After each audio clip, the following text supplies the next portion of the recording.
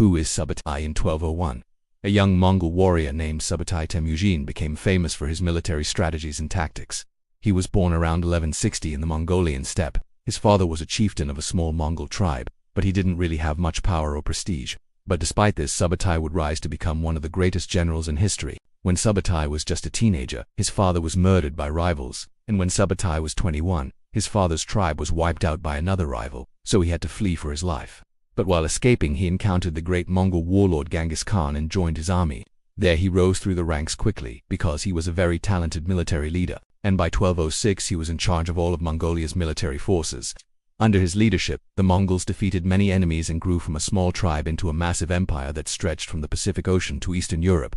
Genghis Khan loved Subutai so much that he entrusted him with his daughter, his precious heir, and Subutai didn't let him down. He married Genghis Khan's daughter and produced heirs of his own. And when Genghis Khan died in 1227, Subutai's son was the first in line to take over the empire. But unfortunately, he wasn't interested in ruling an empire. He preferred to live a more modest life as a commoner. So he gave up his claim to the throne and instead devoted his life to serving the empire as a general. He led Mongol armies on countless military campaigns, defeating the Khwarezmian Empire, the Western Xia dynasty, and the Jin dynasty.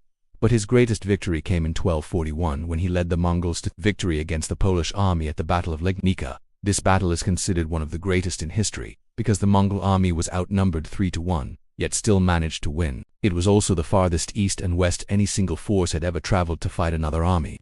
Unfortunately, not even Subutai was able to conquer the mighty Song dynasty in southern China, and after suffering heavy casualties he was forced to retreat back to Mongolia.